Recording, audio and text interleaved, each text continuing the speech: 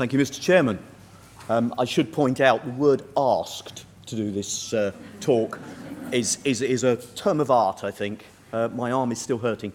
For those of you sitting uncomfortably on 9 or more driving points, I promise not to mention speeding or drink driving, but depending on the questions, we might get into traffic lights. So, we'll see. Prophylaxis is my ethical duty. Yeah, David said, it sounds like an interesting philosophical discussion, but it has become pretty acute. I wrote on a paragraph I wrote for the advanced material for this talk, that treating the sick animal was a given. Even since I wrote that, people in high places have started to question whether or not we should do that, or whether we shouldn't just kill them if they're ill.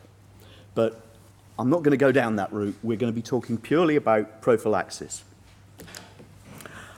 So I guess it probably helps if you know what I think I'm talking about, and look at some definitions. So, a veterinary definition, this came from a very old tome called Black's Veterinary Dictionary. It's any treatment that's adapted with a view to prevent disease. But the emphasis is on a treatment. One of the myriad of medical dictionaries you can find online, they describe a prophylaxis as a measure taken to maintain health and prevent the spread of disease. So it's a bit of a different take on it. So given the dilemma of that, I make my own definition. And I use it to refer to any action or intervention that's designed to prevent clinical disease, because that is what I spend my life doing. Or at least I try to. But why should it be my duty? Well, I'm told reliably that a big chunk of the audience here are veterinary surgeons. And some of you that I know, are even older than me and qualified before I did. So you might need reminding of what you once said.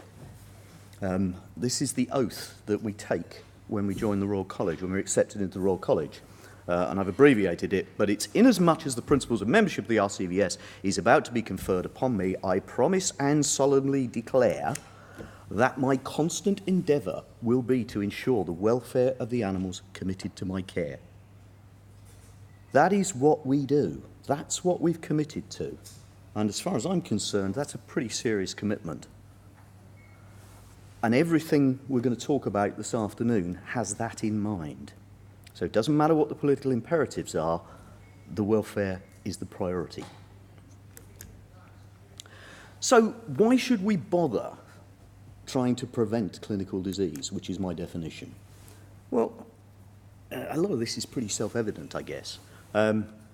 Disease tends to cause suffering. It tends to cause pain. It tends to cause discomfort. Any of us that have had any sort of illness or injury, I'm sure can agree with that. And as such, it kind of goes against the welfare. Why else should we bother about prophylaxis? Well, a lot of infectious diseases operate through the medium of toxin production. And it's the toxins that produce our clinical problem and our pathological lesions. The problem is, once the toxins are produced, there ain't no going back. It doesn't matter if you then treat the original causative organism, it's too late. That then leads on to tissue damage in any form, which prolongs or prevents complete recovery. So we can end up with permanently damaged animals, and we certainly see this in the intensive pig farm sector. The more advanced it is, the worse the suffering. In other words, the longer you let it go on. Oops, this thing is falling apart here, sorry. The longer you let it go on, the more the animals will suffer, and therefore less chance of getting a recovery. But from a philosophical point of view, from a moral point of view, we are imposing our will on these animals. And it doesn't really matter whether we're talking about the job I do with pigs or whether we're talking about things that were discussed this morning. Man is imposing his will on the animals. We're constraining them, we're managing them. And as such, we have a responsibility both morally and legally, of course, to see to their well-being, to attend their well-being, and that includes preventing disease. I was trained very many years ago, as you can probably tell, and in those days, prevention is better than cure was one of the many maxims. I met with some students last week, and they were aware of the phrase, but they're not taught it now, which I find rather bizarre. But we also, within the pig sector, within the farming sector, food production sector, we cannot get away from economic considerations. It's a given. These are businesses we're dealing with. So how do we achieve it? What I'm talking about this afternoon is very much, and this goes back to my original invitation to do this talk, is dealing with where we are, not where we want to be. Yes, we have to make changes for the longer term. We want to change it. I've spent 35 years trying to do that, and it's an uphill struggle. But we do make changes slowly, maybe not fast enough for some. But we are faced with certain issues now which have huge impact on animal welfare. And some of the proposals that are out there of how we should change our practices are simply moving too fast for the good of the animals. In terms of breaking down, this is like a student list. We might consider the environment, we might consider husbandry practices, we might consider nutrition, genetics, we might consider immunological techniques, and we might consider medicinal techniques.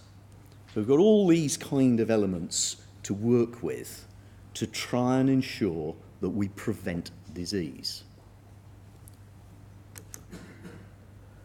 So how do we actually achieve that, and what are the tensions involved?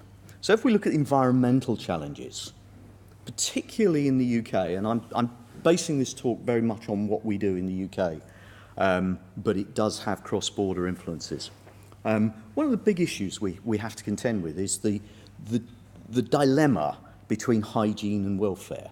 The UK has one of the highest, of the major pig-producing countries, we have one of the highest proportions of solid floor, straw-based pig keeping. That has implications for hygiene.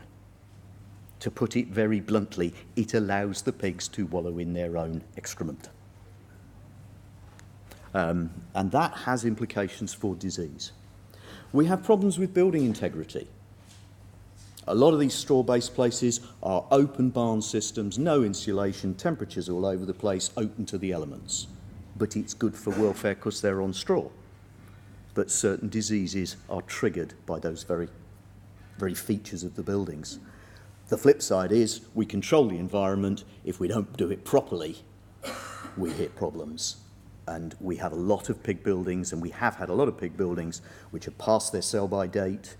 They were built with poor quality materials, insulation's been eaten away by rodents, whatever it happens to be, we have problems with building integrity. And we can't just change that overnight. We have a big chunk of our pigs outdoors in this country, certainly the breeding animals. So land type comes into it. Climate, I've mentioned temperature fluctuations, humidity, not something we can seriously do much about in this country, and we do live in a climate of high and variable humidity.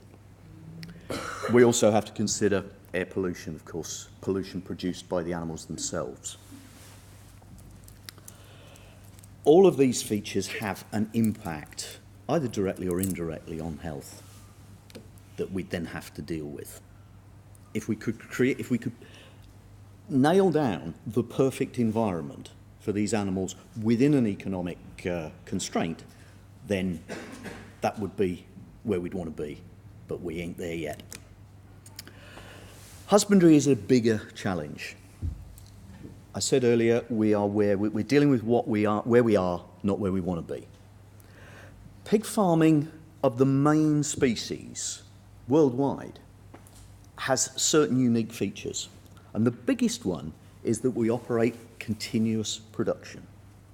Animals are being produced every week, every day maybe, certainly every few weeks, So in many, many instances, we have a rolling population, a constantly changing population, superimposed upon which 90% of the pigs in any pig-producing country, but certainly in the UK, are less than 6 months old. So we're dealing with young animals.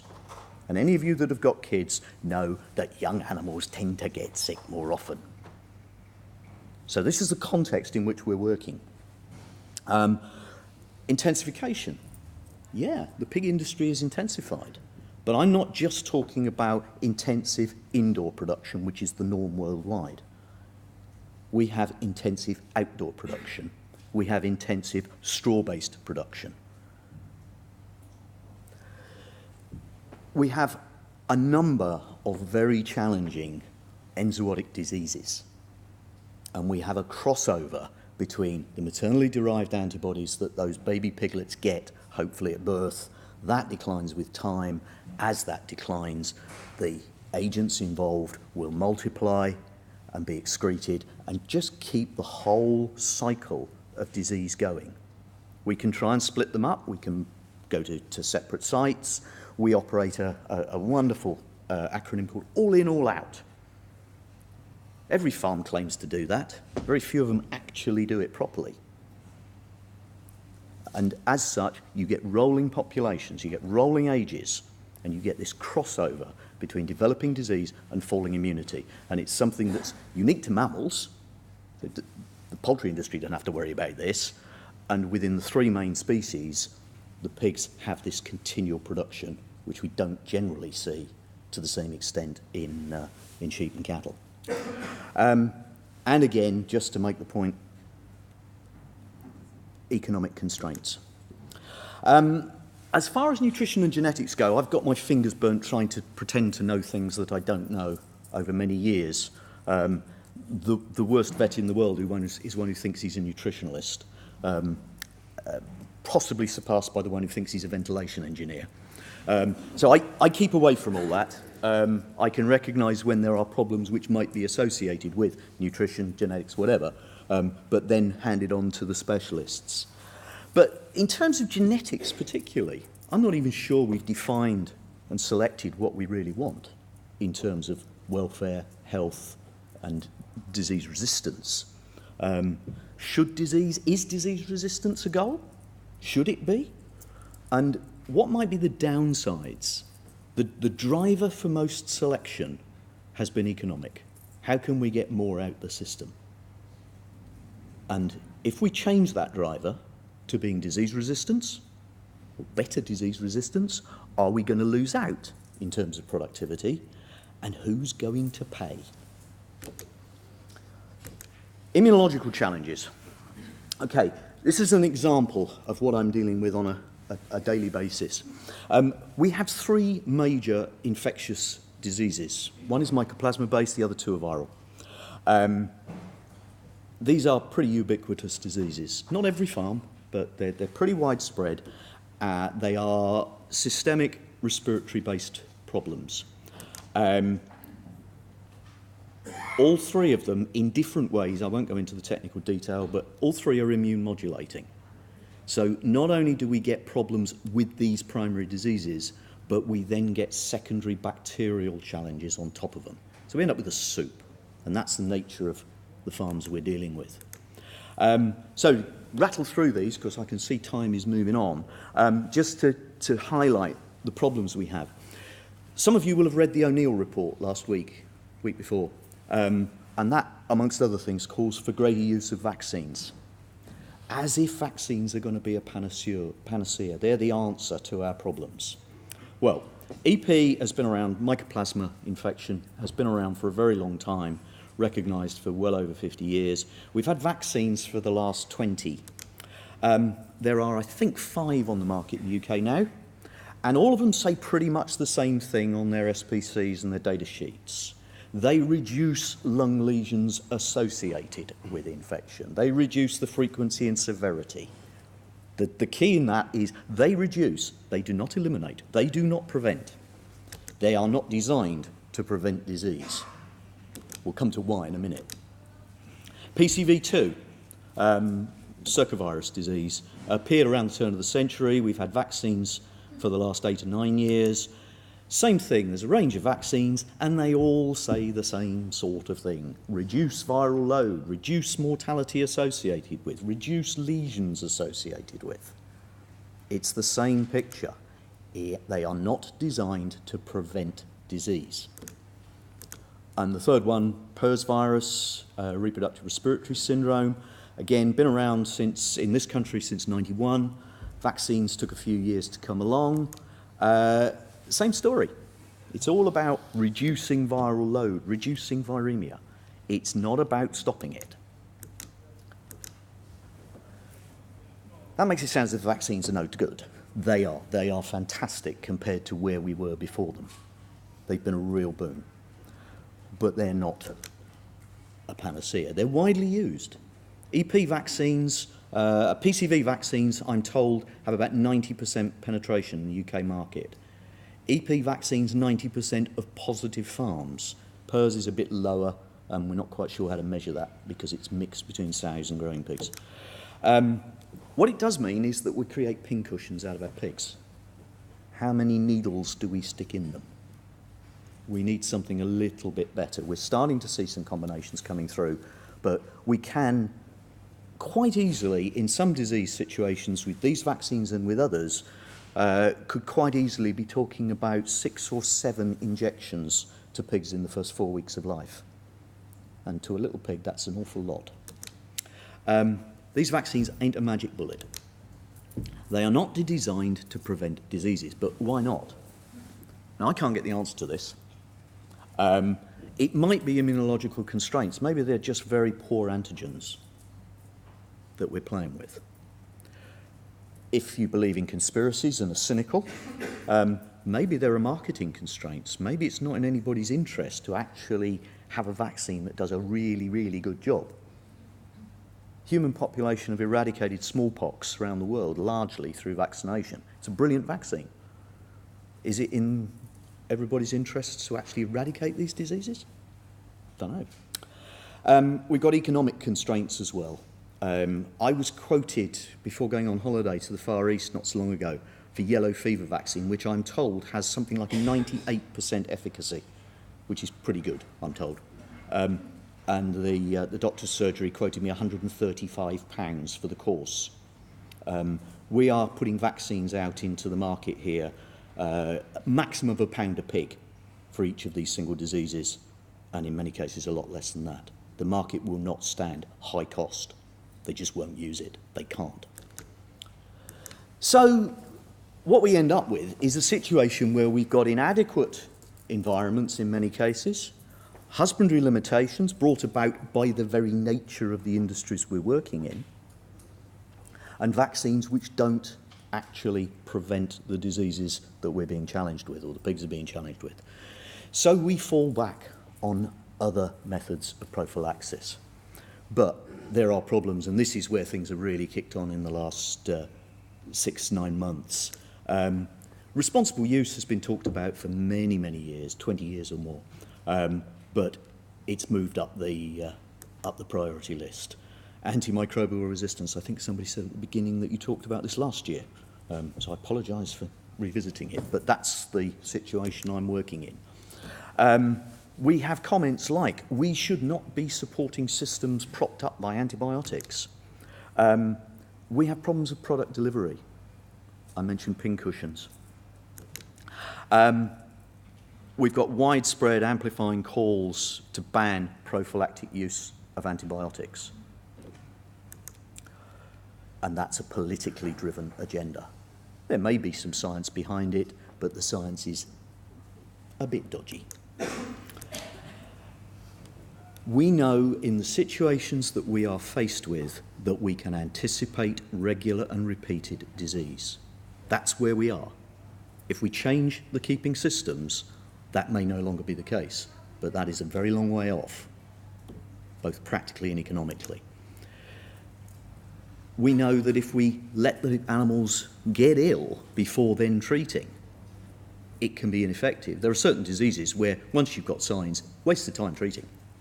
You ain't going to get them right with the therapeutics we have available. The damage is done. because of the nature of the industry, we end up medicating large numbers. We're not just talking about individuals.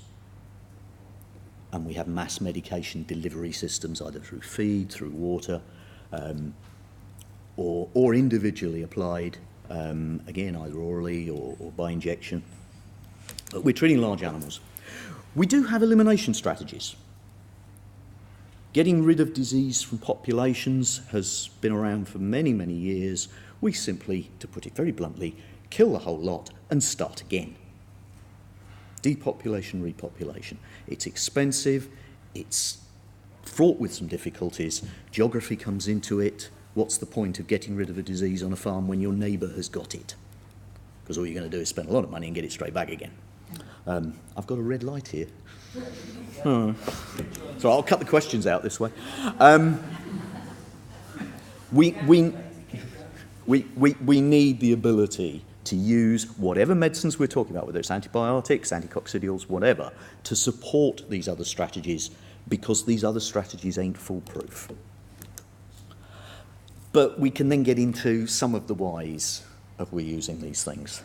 And the industry undoubtedly has developed a drug habit. We've got a lot of farms where it's in the food because it's always been in. Now, it's nothing like as bad as it was. I started 35 years ago. It was common practice to medicate pigs with therapeutic levels of antibiotics from weaning to slaughter. That, in this country, is a rarity now. In other parts of the world, it ain't. And we're not talking about growth promotion here, we're talking about therapeutics. So there is habit, is a difficult one. There's the just-in-case scenario. Well, we think we might get a problem if we're going to mix these two sources of pigs. Let's give them something to help. Become very, very difficult to justify these sorts of approaches. Don't mix them is a good answer. And then we have the difficulty of client resistance, which we're having to work with the industry to overcome. There's a lot of competition out there, and I've certainly come across farmers who've said to me, well, if you're not going to prescribe it, I'll go down the road to some bloke who will. So these are some of the challenges we are facing. So, we've got husbandry systems that allow enzootic disease to be maintained. Could we change it? Yes, we could. But there's going to be real game changers and some huge costs involved. We've got vaccines which aren't good enough. They're good, but they ain't good enough. Am I really just talking about the consequences of farming? Are the various siren voices calling for the abolition of intensive farming the right ones? I don't believe so. I'd rather work with what we're faced with and try and resolve that than just walk away from it all. We've got new diseases coming through. 2 of the 3 I listed have arisen in my lifetime, completely out of the blue, and have really changed the whole disease picture on farms. And if we're not allowed to prevent disease in every which way we have available, we will have unnecessary and unacceptable suffering. So, is it my ethical duty? I think it is. I think it's incontrovertible. We must have everything available. Don't constrain us. Yes, we will try and change systems. We will try and change husbandry. We will try and improve environments. We will try and hopefully get better vaccines. But we ain't there yet. And just to call, as many are calling for, rapid and immediate reductions is dangerous from the animal's point of view. We've got to have realistic goals of what is achievable, but ultimately this is going to be society's decision, not the decision of any one NGO or interest group or ideologically driven people. This is the whole country, this is the whole society, and it stretches beyond this country. So what do we want? If we want food, then we've got to try and work with these constraints. And maybe we can look forward at some point to a brave new world where animals are bred in laboratories and put out and they're resistant to everything and we won't have any disease. Those of you that have read the book will know how uncomfortable it all sounds. But you never know. Thank you. Sorry I overran.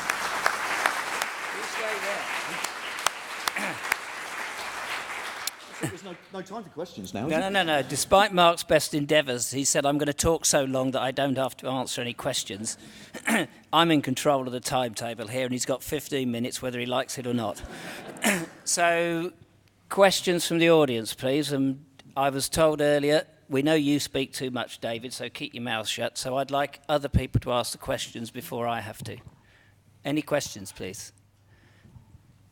Graham?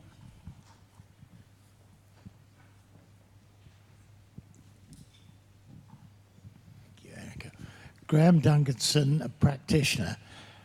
I just wonder whether we are missing an opportunity if we go with you, Mr. Speaker, on that we can't really do anything.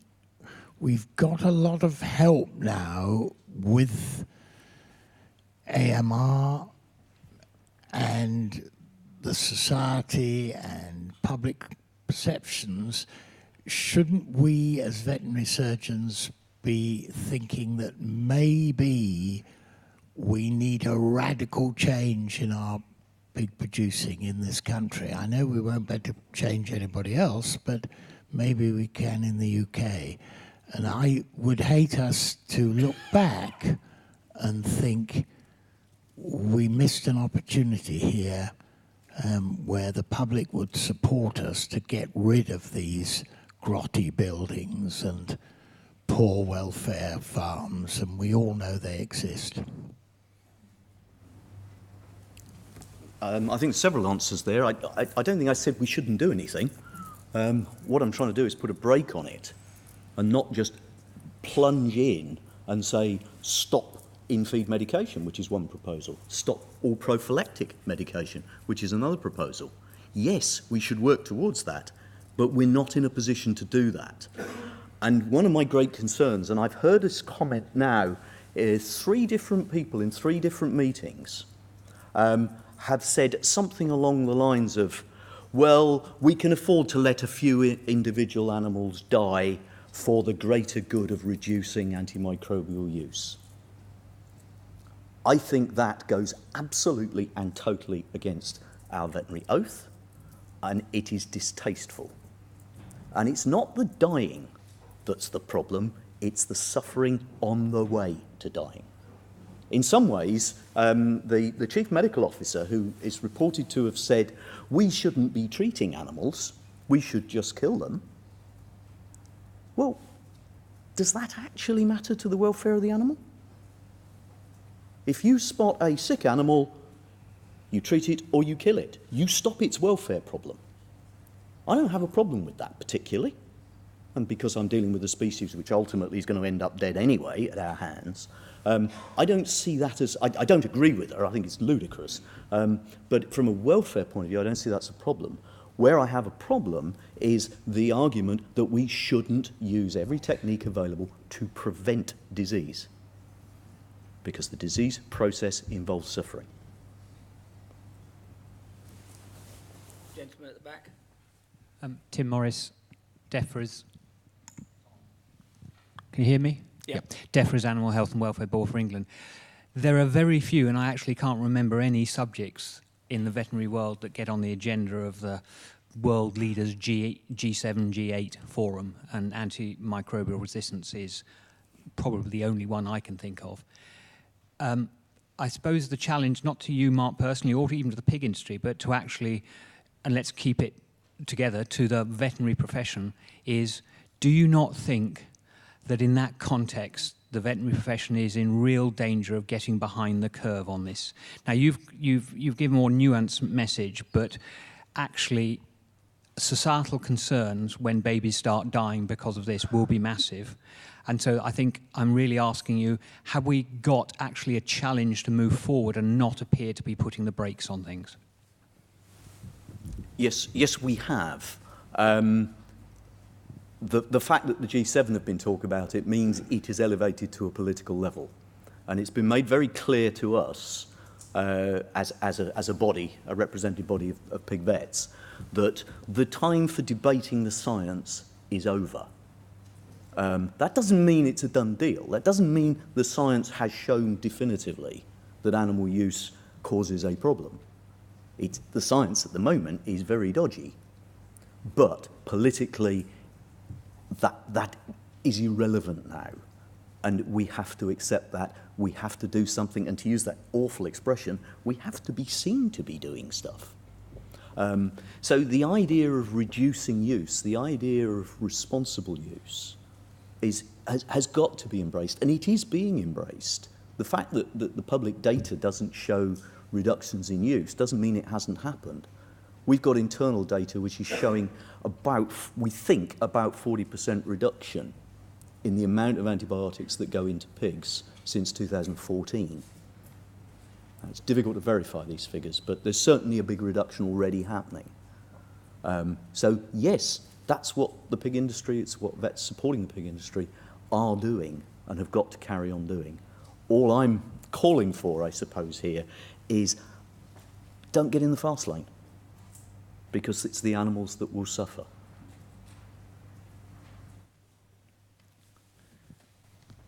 Gentleman to the left. Thank you. Peter Jones, past president of BVA.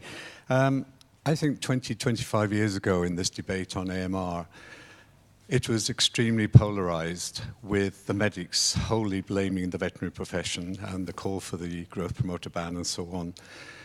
I think we've changed that around as a profession now. I think the efforts of the BVA and its divisions and its colleagues in arguing for a balanced One Health approach has made people realize, both in the medical and veterinary professions, that this necessitates a joint approach. So there's a recognition of over-prescribing on the human side, which has never been there before, and that's acknowledged by Dame Sally Davis, the CMO, in the forward to the plan for reducing antimicrobial resistance. What worries me to some extent, Mark, is that you said we need everything available with no constraints. That's what you just mentioned in your talk. And whilst I agree with you that the oath calls us for us to do everything to maximize animal welfare, if we don't start reining in the use of everything available, it's the animals that will be compromised, because the antibiotics won't work anymore. And there is evidence now for ESBL E. coli to transfer resistance from animals to man. The poultry industry has done a huge amount. They've stopped using cephalosporins. They've committed to reducing fluoroquinolones. And I think we have to try and do more. We cannot just say everything available, no constraints. Otherwise, as one of the other commentaries were just said now, the public will turn against us, and I think that would be very sad. Thanks, Peter. If I said it, then I will retract everything available. I don't think I said everything available. I was talking about all techniques available.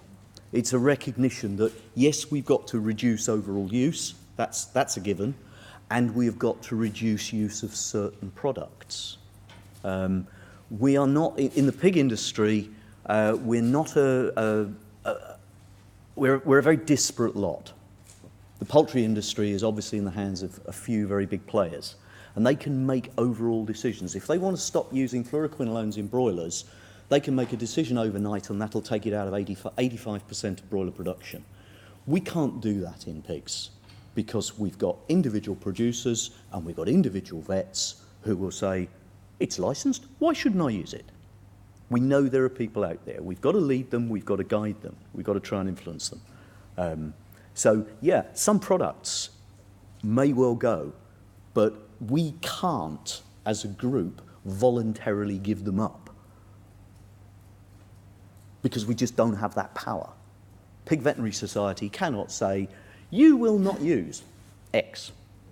We can advise, we can guide, and that's what we're doing. But it's trying to control the pace.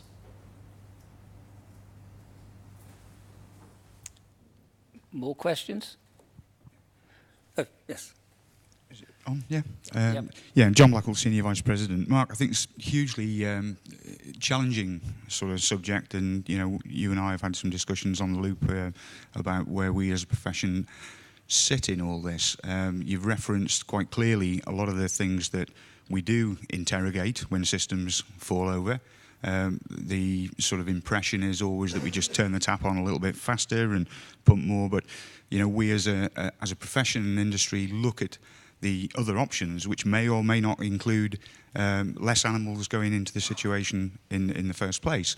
But we talked this morning about changing behaviours, and one of the things that we have to try and do is change behaviour and the culture of society at large expecting cheap food, because that again is one of the sort of complex interrelationships with this. One of the things, excuse me, you mentioned that I picked up on, you said that, you know, if you as a practitioner don't prescribe the antibiotic, then I'll get it from somewhere else down the road. And I'm in practice myself, and that's something that's often sort of said. But it's a code requirement within the Royal College, you know, codes of professional conduct, that our prescribing has to be audited and to a protocol that's justified. And I just wonder whether the college has a role in this, which will require the profession to sort of step up and start challenging some of these behaviours that exist.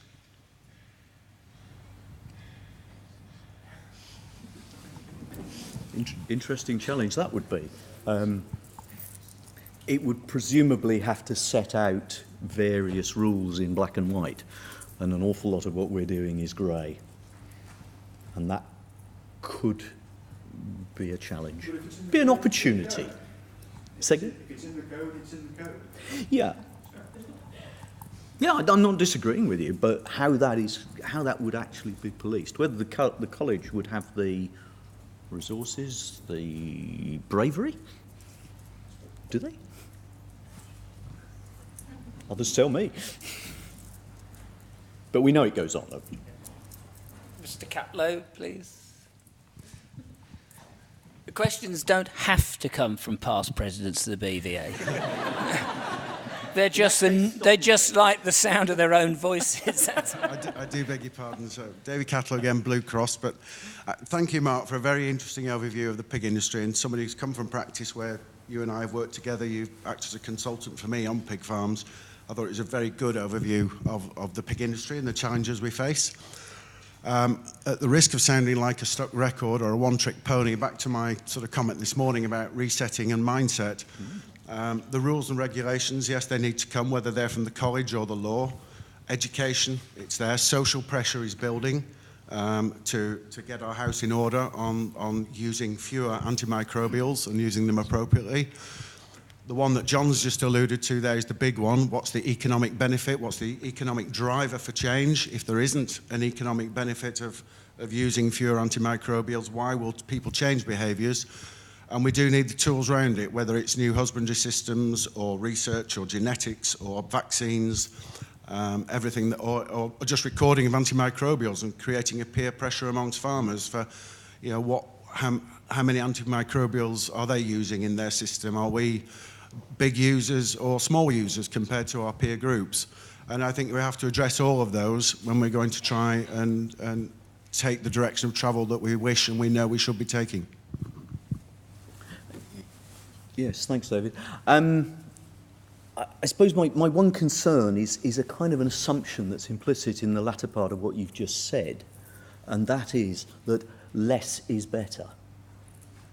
And less isn't always better for the animals in the immediate term. That's my concerns. Okay. Well, the chairman will have one final say, because I think it's all been alluded to, but nobody's actually said it, and I've said it loads of times.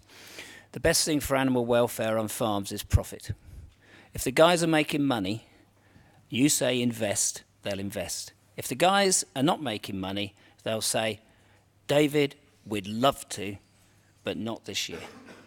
So when you go in the supermarket, and we have a supermarket representative here, and the price of pork or poultry has gone up, you should rejoice, because it will benefit the animals ultimately. Thank you very much, Mark.